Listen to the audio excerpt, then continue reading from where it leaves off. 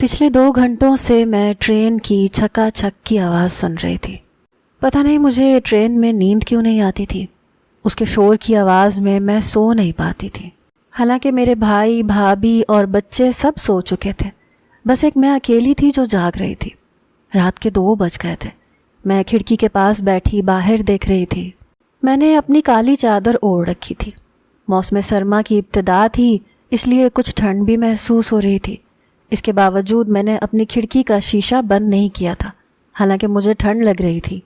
میں بالکل اپنے پاؤں اوپر کر کے سمٹ کر بیٹھی ہوئی تھی، پر جہاں میں بیٹھی تھی وہیں پر میرا بھتیجا بھی سو رہا تھا، جو کہ 7-8 سال کا تھا، اور اس نے لحاف اوڑھ رکھا تھا۔ باقی بھائی، بھابھی اور میرے 2 بھتیجے باقی کی برتوں پر لیٹے ہوئے تھے۔ میں انہیں سوتا ہوا دیکھ کر یہ سوچ رہی تھی کہ یہ نہ جانے اتنے شور میں اور اتنی ہلتی ہوئی گاڑی میں سو کیسے سکتے ہیں۔ اور اس پر گاڑی کی اسپیڈ کافی تیز ہو چکی تھی، اور جتنی اس کی اسپیڈ تیز تھی اتنی ہی تیزی سے وہ ہل بھی رہی تھی۔ میں اب بہت کوفت کا شکار تھی۔ نیند بھی نہیں آ رہی تھی، بور ہو رہی تھی، کرنے کو کچھ تھا بھی نہیں، اس لیے کھڑکی سے باہر دیکھنے لگی، لیکن وہاں پر بھی ریگستانی علاقہ اور جھاڑیوں کا سلسلہ ہی تھا۔ دور دور تک آبادی نظر نہیں آ رہی تھی۔ ہم لوگ کراچی سے لاہور جا رہے تھے۔ ابھی تو ایک طویل سفر باقی تھا۔ میں نے ٹھنڈی آہ بھری، ہاتھ میں پکڑا ڈائجسٹ واپس پرس میں رکھ دیا۔ سوچا تو یہی تھا کہ رات کا سفر ہے، نیند تو آئے گی نہیں، کوئی دلچسپ سی کہانی پڑھ کر سفر گزار کر لوں گی۔ لیکن اس وقت میرے سر میں بھی درد اٹھ رہا تھا، پھر اس اندھیرے میں کچھ دکھ بھی نہیں رہا تھا۔ میں نے ایک گہری سانس لی اور کرسی کی پشت پر اپنا سر ٹکا کر آنکھیں بند کر لیں۔ میرے والدین حیات نہیں تھے، بس ایک بڑا بھائی اور بھابھی تھے، لیکن میری بھابھی عام روایتی بھابھیوں کی طرح نہیں تھی، بلکہ مجھ سے بہت محبت کرتی تھی، بہت پیار سے میرے ساتھ رہتی تھی۔ میرا اپنے بھتیجوں سے بھی بہت پیار تھا۔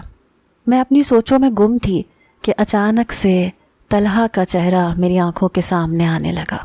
ایک دل فریب مسکراہٹ میرے چہرے پر سج گئی۔ طلحہ میری بھابھی کا بھائی تھا، جس کے نام کی انگوٹھی میں نے پہن رکھی تھی۔ جب سے بھائی کی شادی ہوئی تھی تبھی سے اس کا ہمارے گھر آنا جانا بڑھ گیا تھا۔ کافی شوخ مزاج قسم کا لڑکا تھا۔ میں نہیں جانتی کہ کب میں اس کی منظور نظر بن گئی اور اس کو مجھ سے محبت ہو گئی۔ اکثر آتا تو کہتا کہ سفینہ چائے تم بناؤ، بہت مزے کی چائے بناتی ہو تم۔ میری آپی کو تو چائے بنانی ہی نہیں آتی۔ میں اس بات پر خوش ہو جاتی کہ اچھی بات ہے، میری چائے سب کو پسند آ جاتی ہے۔ میرے ساتھ ادھر ادھر کی باتیں کرتا رہتا، میری پڑھائی کے بارے میں پوچھتا رہتا، کبھی یہ پوچھتا کہ میں آگے کیا کرنا چاہتی ہوں۔ جیسے ہی میں نے 14 جماعتیں پڑھی تو میرے لیے رشتے آنے لگے۔ ان میں سے ایک رشتہ میرے بھائی کو میرے لیے پسند بھی آ گیا تھا۔ اسی رات طلحہ اپنی والدہ کے ساتھ ہمارے گھر پر آ گیا۔ میرے ہوش اس وقت اڑے جب بھابھی کی والدہ نے میرا رشتہ طلحہ کے لیے مانگا۔ میرے بھائی نے سب سے پہلے میری بھابھی کی جانب دیکھا تھا، جو بالکل گم سم کھڑی تھی۔ بھائی نے کہا کہ سفینہ کے 1-2 رشتے اور بھی آئے ہیں، ابھی ہم سوچ رہے ہیں، پھر آپ کو بتائیں گے۔ لیکن بھابھی کی والدہ کہنے لگیں کہ طلحہ تمہارا دیکھا بھالا ہے، اس لیے میں چاہوں گی کہ تم سب سے پہلے اس رشتے کو ترجیح دو۔ بھائی نے کوئی بھی جواب نہیں دیا تھا۔ اب وہ دونوں چلے گئے تو بھائی نے سب سے پہلے بھابھی سے پوچھا کہ یہ کیا چکر ہے۔ وہ کہنے لگی طلحہ سفینہ کو پسند کرتا ہے، لیکن باخدا میں نے کبھی بھی اسے کوئی جھوٹی تسلی یا دلاسا نہیں دیا ہے، اور اسے یہ بھی کہہ دیا ہے کہ سب کچھ عمران کی مرضی پر ہے۔ میرے بھائی کو طلحہ ویسے بھی ذاتی طور پر پسند تھا، اس لیے انہوں نے طلحہ کے رشتے کو ہی ترجیح دی تھی۔ اس دن طلحہ بے تحاشا خوش تھا جب میرے ہاتھ میں اس نے اپنے نام کی انگوٹھی پہنائی تھی۔ میری بھابھی تو اب میرا اور بھی زیادہ خیال رکھنے لگی تھی۔ میں کچن میں کھانا بناتی تو کہتی کہ طلحہ کو یہ پسند ہے یہ سیکھ لو، وہ پسند ہے وہ سیکھ لو، اور میں بھی مسکراتے ہوئے اس کی ہر پسند سیکھتی چلی گئی۔ ابھی بھی ہمارے خاندان میں لاہور میں کہیں شادی تھی، ٹرین تک وہ چھوڑنے آیا تھا۔ اپنے تینوں بھانجوں کو خوب ساری چیزیں دلوائی تھیں۔ جانتا تھا کہ مجھے سفر میں نیند نہیں آتی، اسی لیے 2-3 خواتین ڈائجسٹ لا کر میری گود میں رکھتی ہے۔ ہماری محبت ایک خاموش محبت تھی، نہ میں نے کبھی اس سے محبت کا اظہار کیا، نہ کبھی اس نے مجھ سے، कोई ऐसी ज़ू मानी बात की, लेकिन चुपचाप जब वो आता तो मैं उसकी पसंद का खाना बना देती, और ऐसी ही खामोशी से वो मेरी हर चीज़ अपनी बहन को देकर कहता कि ये सफ़ीना को दे दीजिएगा, मुझे पता है उसे ये पसंद है। मेरे ख्याल से ये मोहब्बत उस मोहब्बत से कहीं ज़्यादा दिल फरेब होती है जिसमें इजहार किया जाए, बातें की जाए, वादे किए जाएं। लेकिन ये मोहब्बत अच्छी थी जिसमें ना वादा था ना इजहार था, बस एक दूसरे का ख्याल था जो हम बिना कहे रखते थे। मैं अपनी इन्हीं खूबसूरत सोचों में गुम थी कि जब झटके से हमारी ट्रेन रुकी। मैंने बाहर झांक कर देखा कि देखूं कौन सा स्टेशन है, लेकिन वो तो एक वीरान सी जगह थी। न जाने ट्रेन रुकी क्यों थी, लेकिन कुछ ही देर के बाद तेज़ तेज़ कदमों की चाप सुनाई देने लगी। रात का पहर था, इसलिए सब मुसाफिर सो रहे थे, चंद एक आपस में बातचीत भी कर रहे थे। ये अचानक से शोर की आवाज़ आने लगी कि जल्दी से जो कुछ है निकालो। मैं ये सुनकर हैरान भी नहीं हो पाई थी कि दो नौजवान काली शलवार कमीज़ पहने, चेहरे पर नकाब बांधे, हमारे केबिन के सामने आकर खड़े हो गए। उनके हाथों में पिस्टल देखकर तो मेरे हलक से एक चीख बरामद हुई। मेरी चीख की आवाज़ सुनकर भाई फौरन से उठ बैठे, भाभी की भी आंख खुल गई। अलबत्ता बच्चे अभी सोए हुए थे। वो दोनों नौजवान अंदर दाखिल हो गए। दोनों की आंखें न जाने किस जज्बे के तहत सुर्ख थीं। मेरे भाई से कहने लगे, जो कुछ जेब में है हमारे हवाले कर दो। भाई नींद से जागे थे। ये सब कुछ देखकर वो बौखला कर रह गए। मेरी भाभी जो ऊपर वाली बर्थ पर थी फौरन से नीचे उतर गई। वो कहने लगा, सामान में जो कुछ भी कीमती चीज़ है वो हमें दे दो। मेरी भाभी ने सोने की चूड़ियाँ पहन रखी थीं, कानों में सोने के बुंदे भी थे। एक नौजवान ये सब चीज़ें उतरवा रहा था और दूसरा टिकटिकी बांधे मुझे देख रहा था। इसके बाद वो मेरे पास आ गया, कहने लगा, जो कुछ भी सोने के जेवरात हैं लाओ मुझे दो। मैंने सोने का कुछ भी नहीं पहना हुआ था सिवाय अपनी मंगनी की अंगूठी के। कानों में भी आर्टिफिशियल टॉप्स थे। मैंने कहा, मेरे पास सोने की कोई चीज़ नहीं है। उस शख्स ने मेरा हाथ पकड़ा और उसमें मौजूद अंगूठी उतारने लगा, लेकिन इससे पहले कि वो अंगूठी उतारता मैंने उसके हाथ से अपना हाथ खींच लिया। मैंने कहा, ये मैं नहीं दे सकती। वो नौजवान कहने लगा, क्यों नहीं दे सकती? मैंने कहा, ये मेरी मंगनी की अंगूठी है, प्लीज़ ये अंगूठी मुझसे ना लें। मैंने सीट पर रखा अपना मोबाइल उसके हाथ में पकड़ा दिया। मैंने कहा, बस मेरे पास ये एक कीमती चीज़ है। दूसरा नौजवान मेरी भाभी से जेवरात उतरवाने में मसरूफ़ था और मेरे भाई के बटुए और मोबाइल को भी पकड़ रहा था, लेकिन ये नौजवान तो सिर्फ मेरे पास ही था। मेरी इस बात पर मुझे घूर घूर कर देखने लगा। उसकी नज़रों में न जाने ऐसी क्या तेज़ी थी कि मैंने फ़ौरन से अपनी चादर से अपना चेहरा छुपाया। कहने लगा, अब क्या फ़ायदा, अब तो मैं तुम्हें देख चुका हूँ। दूसरा शख्स कहने लगा, चलो यार यहाँ से, इनके पास बस इतना ही जेवर और कैश है। ये कहकर वो दोनों हमारे केबिन से चले गए। मैं तो ये शुक्र कर रही थी कि सोने की अंगूठी उसने नहीं उतारी, वो मैंने अब भी पहन रखी थी। गाड़ी इन डाकुओं ने ही रुकवाई थी और अभी भी ट्रेन के ड्राइवर के सर पर बंदूक तानी हुई थी। तमाम बोगियों से पैसा लूटकर वो लोग जल्दी से नीचे उतरे थे। हमारे केबिन से गुजरते हुए वो शख्स जो मेरे पास खड़ा था और अंगूठी उतारने के लिए कह रहा था, वो वापस आकर खड़ा हो गया। उसका साथी कहने लगा, जल्दी चलो, यहाँ क्यों खड़े हो? कहने लगा, इस लड़की को साथ लेकर जाऊंगा। ये सुनकर तो मेरे होश उड़े थे। भला वो मुझे क्यों अपने साथ ले जाना चाहता था? मैं तो फौरन अपने भाई के पीछे जाकर छुप गई, लेकिन वो डाकू आगे बढ़ा। भाई कहने लगा, देखो, पैसा जेवर जो था हमने तुम्हें दे दिया है, लेकिन अगर तुमने मेरी बहन को अपने साथ ले जाने की कोशिश की तो ये मैं तुम्हें कभी नहीं करने दूंगा।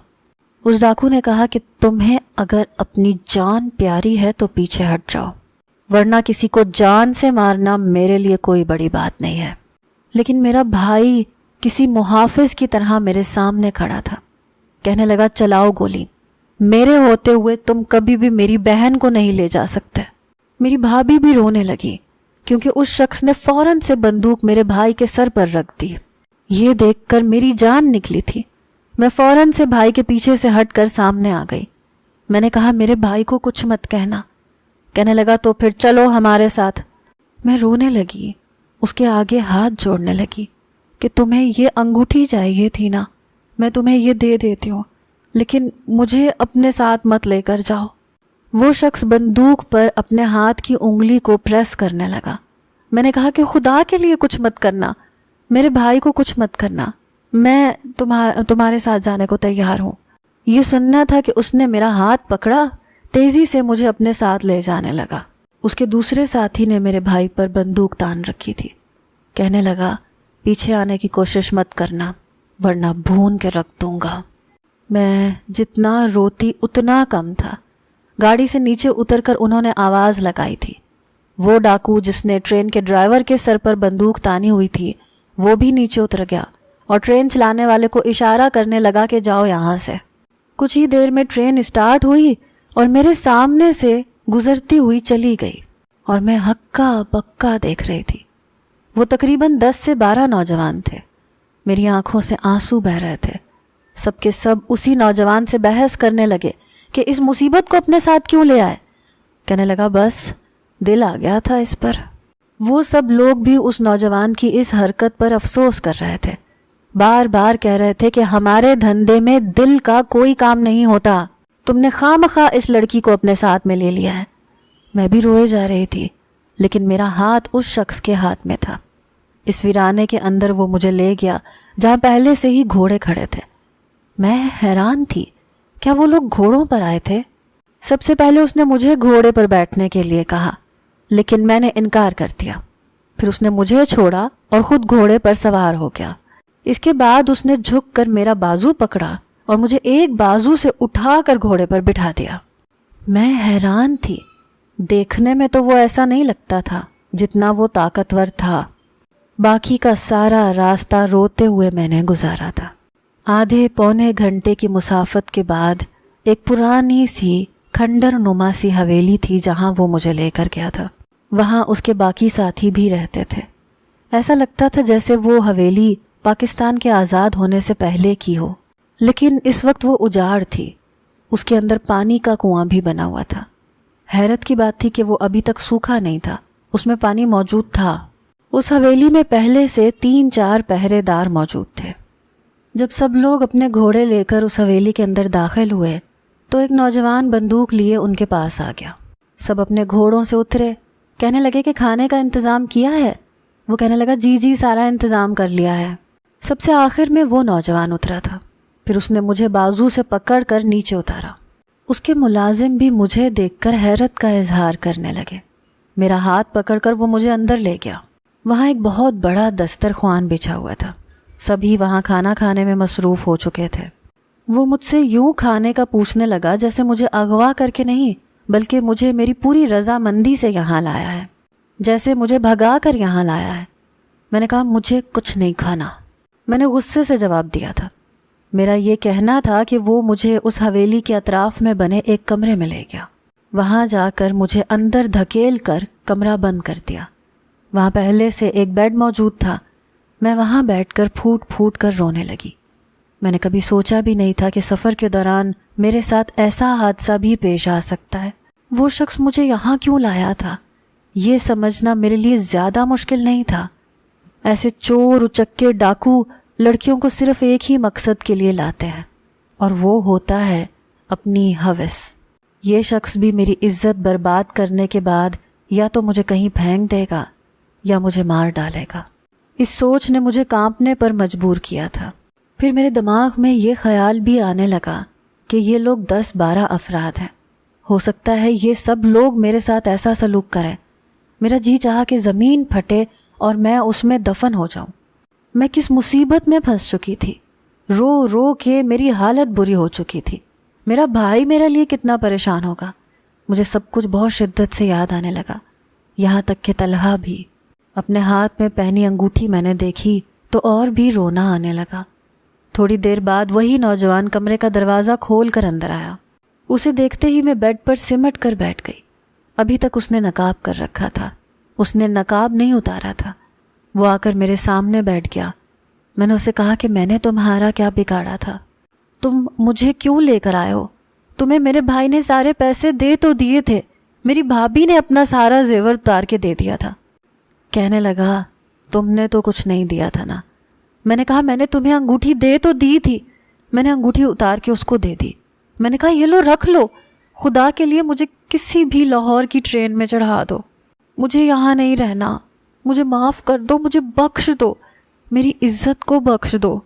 اس نے وہ انگوٹھی میرے ہاتھ سے لے لی اور اپنی جیب میں ڈال لی۔ پھر کہنے لگا تم مجھے اچھی لگ گئی تھی اس لیے تمہیں یہاں لے آیا۔ پھر میرے قریب آ گیا۔ اس کے قریب آنے پر میں پیچھے جا کر بیڈ سے جا لگی۔ وہ بڑے غور سے میرے چہرے کو دیکھ رہا تھا۔ کہنے لگا تمہیں یہ تو بہت اچھے طریقے سے جانتی ہوگی کہ میں یہاں تمہیں کیوں لایا ہوں، ظاہر ہے انجان تو نہیں ہوگی اس بات سے۔ اس بات کا مفہوم سمجھ کر میں گمسم سی ہو گئی، بس آنکھوں سے آنسو روا تھے۔ کہنے لگا دیکھو میں نہیں چاہتا کہ ہمارے بیچ میں جو بھی ہو وہ گناہ ہو، اس لیے بہتر ہے کہ تم مجھ سے نکاح کر لو۔ اس کی بات سن کر میں پھوٹ پھوٹ کر رونے لگی۔ میں نے کہا میری پہلے سے منگنی ہو چکی ہے۔ کہنے لگا تو کیا ہوا، نکاح تو نہیں ہوا نا؟ بہرحال میں نے اس کی بہت منت سماجت کی لیکن وہ نہیں مانا۔ کہنے لگا اگر تم نکاح نہیں کرو گی تب بھی وہی سب کچھ ہوگا، اگر تمہیں گناہ کے ساتھ میرے ساتھ زندگی گزارنی ہے تو تمہاری مرضی ہے، فیصلہ تمہارے ہاتھ میں ہے۔ میں نے روتے دھوتے ہوئے نکاح کی اجازت دی تھی، میرے پاس اور کوئی راستہ بھی نہیں تھا۔ کچھ ہی دیر بعد ایک مولانا بڑے گھبرائے ہوئے میرے کمرے میں آئے تھے۔ ان کے ساتھ 2 نوجوان بھی تھے جو کہ نقاب میں نہیں تھے۔ انہوں نے میرا نکاح پڑھایا اور چلے گئے۔ میں نہیں جانتی تھی کہ اب میری زندگی میں کیا ہونے والا ہے۔ کچھ دیر بعد وہ ملازم کمرے میں آیا اور ایک ٹرے میں کھانا رکھ کر چلا گیا، لیکن میں نے ایک نوالہ بھی نہیں لیا تھا۔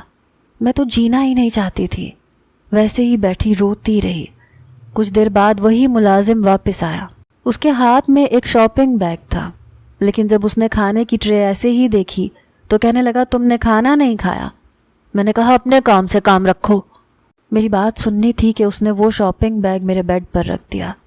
کہنے لگا لالا کہہ رہا ہے اس کو پہن کے تیار ہو جاؤ۔ میں نے کہا یہ سب کیا ہے؟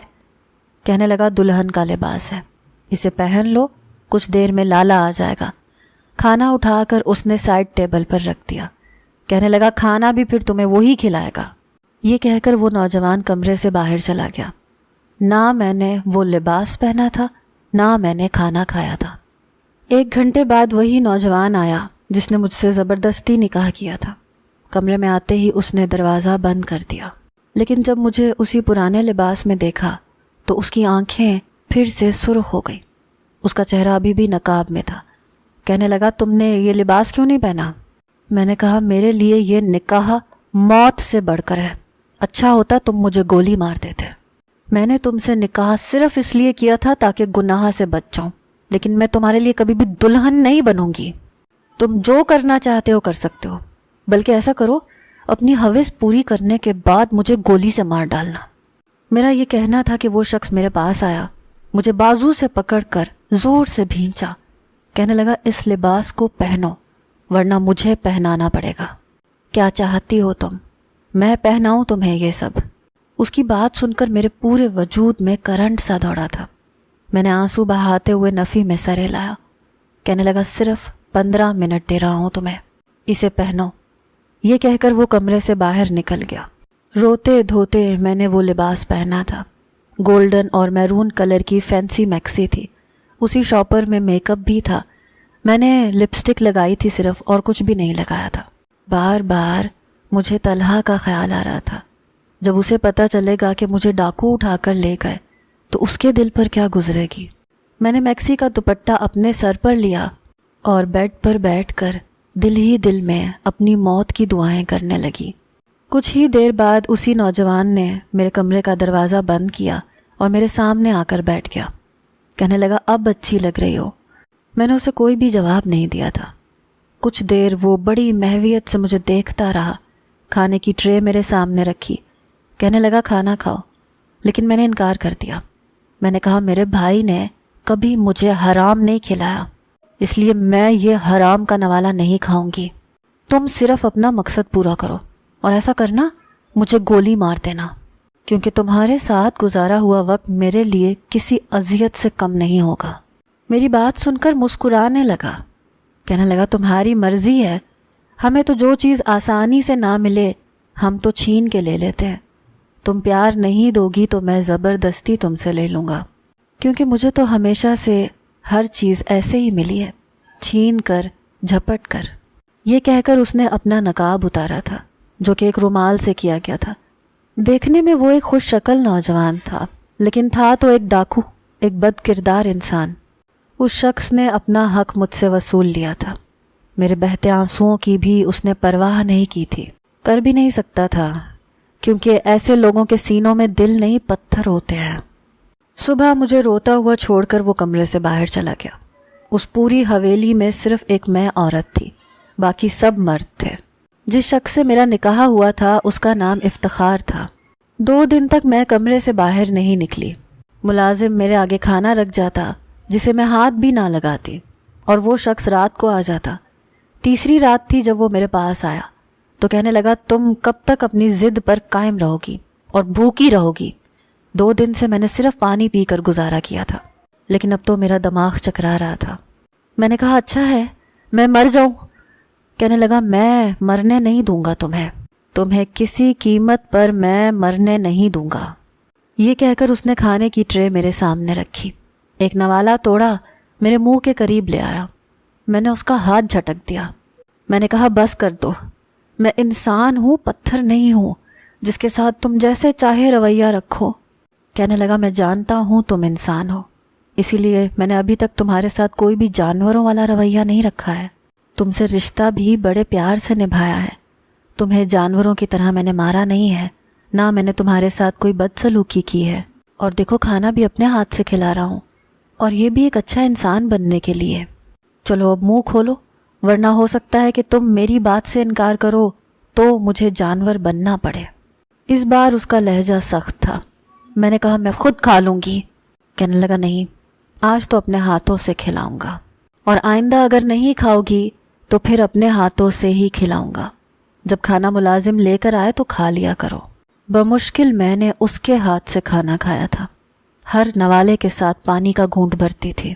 تیسری صبح کہنے لگا کہ ہمارے گھر میں کوئی خاتون نہیں ہے، اس لیے اگر تم کچن کا رخ کر لو تو ہمیں فائدہ ہو جائے گا، کیونکہ ہم مردوں کو تو جیسا پکانا آتا ہے پکا کے کھا لیتے ہیں، لیکن اب بیوی ہے تو دل چاہتا ہے کہ اس کے ہاتھوں کا مزیدار پکا ہوا کھانا کھاؤں۔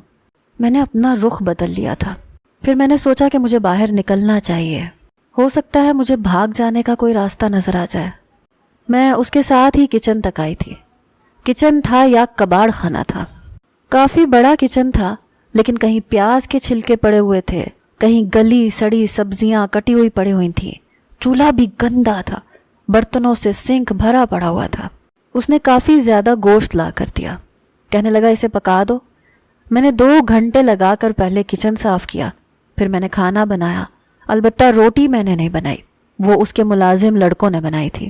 کھانا بنا کر میں اپنے کمرے میں ہی آ کر بیٹھ گئی، لیکن گھر کا پورا جائزہ لے چکی تھی۔ گھر کے بیرونی طرف 3-4 نوجوان پہرے داری کرتے تھے۔ وہ حویلی کافی قدیم تھی، شاید بہت سالوں سے خالی بھی تھی، جس کی صاف صفائی کر کے انہوں نے اپنی رہائش کا انتظام کر رکھا تھا۔ باہر سے لوگ کھانا کھا رہے تھے، ساتھ میں باتیں بھی کر رہے تھے۔ ان کی باتوں سے مجھے یہ اندازہ ہوا کہ وہ رات کو پھر سے کہیں ڈاکہ ڈالنے کا پروگرام بنا رہے تھے۔ کہہ رہے تھے کہ مین روڈ سے ایک بڑے سیاستدان کے بیٹے کی گاڑی فلاں ٹائم گزرے گی، اس کے گارڈ بھی ساتھ ہی ہوں گے، لیکن ہمارے لیے سمجھ لو اس کو پکڑنا مشکل کام نہیں ہے۔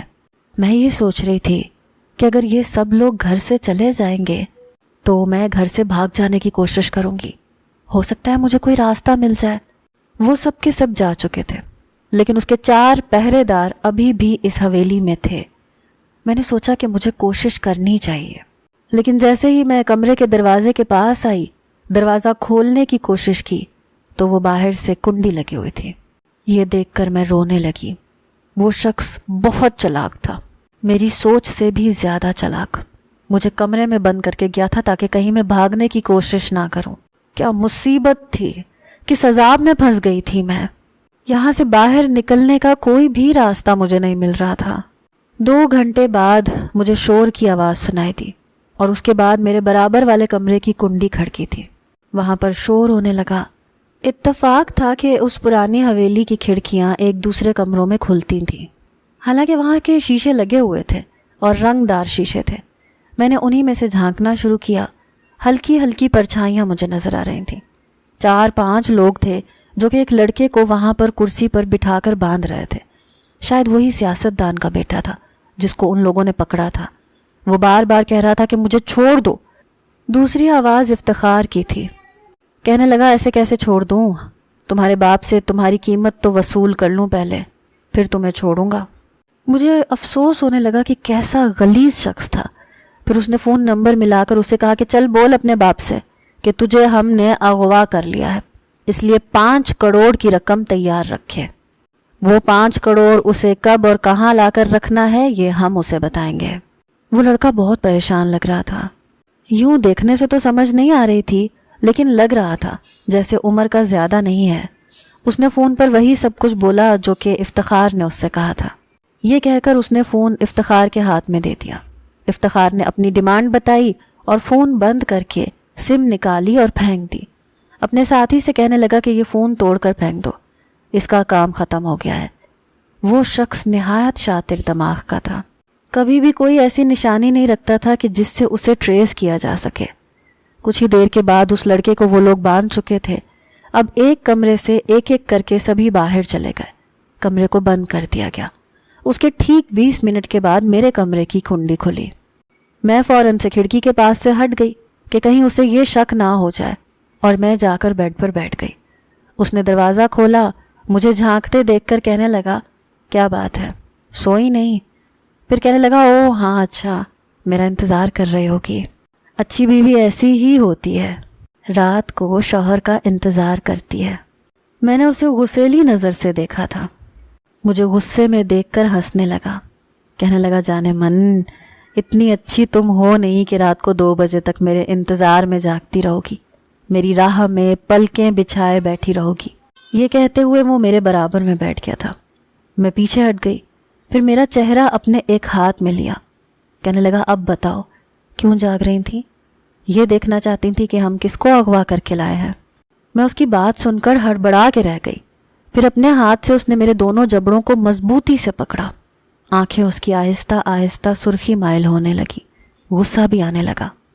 میری آنکھوں میں آنکھیں ڈال کر کہنے لگا کان لگا کر باتیں سنتی ہو ہماری کہ ہم کہاں جا رہے ہیں اور کہاں نہیں۔ پھر اسی کھڑکی کی طرف اشارہ آنکھوں سے کرنے لگا جہاں سے میں دیکھ رہی تھی۔ یہ دیکھنے کی ناکام کوشش کر رہی تھی۔ کہنے لگا یہ رنگ برنگی کھڑکیوں سے کیا جھانکنے کی کوشش کر رہی تھی؟ یہ سن کر تو میرا دل دھک سے رہ گیا۔ وہ کیسے ساری باتیں جان سکتا تھا؟ پھر اس نے میری آنکھوں میں آنکھیں ڈال کر کہا اگر تم یہ سوچ رہی ہو کہ یہاں سے میری غیر موجودگی میں بھاگ جاؤ گی یا میرے بارے میں تفتیش کرنے کی کوشش کرو گی تو دیکھو میں بہت برا انسان ہوں۔ اگر تمہیں بھاگنے کا موقع دینا ہی ہوتا تو تم سے نکاح نہیں کرتا۔ تمہارے ساتھ تو ساری زندگی گزارنی ہے میں نے، اس لیے اپنے دماغ کا خناس جتنی جلدی ہو سکے ختم کر لو تو بہتر ہے۔ یہ کہہ کر اس نے میرا منہ چھوڑا تھا۔ میں نے کہا تمہیں شرم نہیں آتی لوگوں کو اغوا کرتے ہوئے؟ ان سے تاوان کے پیسے مانگتے ہو، لڑکیوں کو اغوا کرتے ہو، ان کی عزت کے ساتھ کھلواڑ کرتے ہو۔ یہ کہہ کر میں رونے لگی۔ کہنے لگا میں نے تم سے پہلے کبھی کسی لڑکی کو نہیں چھوا ہے۔ میں نے برجستہ اس کی طرف دیکھا تھا۔ میں نے کہا جھوٹ مت بولو، تم ڈاکو لوگ ہوتے ہی ایسے ہو، گھروں کو لوٹنے کے ساتھ ساتھ عورتوں کو بھی لوٹ کر جاتے ہو۔ خدا غرق کرے تمہیں، اللہ کرے برباد ہو جاؤ۔ میرا یہ کہنا تھا کہ وہ ہنسنے لگا۔ کہنے لگا بیوہ ہو جاؤ گی تم۔ میں نے کہا اچھا ہے، تم جیسے شخص کی بیوی ہونے سے بہتر ہے کہ میں تمہاری بیوہ ہو جاؤں۔ وہ میرے پاس آیا۔ کہنے لگا مر گیا نا جس دن بہت روگی، اتنا روگی کہ… یہ کہہ کر وہ چپ ہو گیا۔ پھر میری گال پر چٹکی کاٹ کر کہنے لگا بہت تھک گیا ہوں سویٹ ہارٹ، ایسے کرو میرا تھوڑا سا سر دبا دو۔ یہ کہہ کر اس نے اپنا سر میری گود میں رکھا اور لیٹ گیا۔ مجھے تو یوں لگا جیسے میری جان ہی نکل جائے گی۔ اپنے ہاتھوں کو جیسے میں نے اس کے ماتھے پر رکھا، اس نے میرا بازو کھینچ کر مجھے اپنے بالکل قریب کیا اور پھر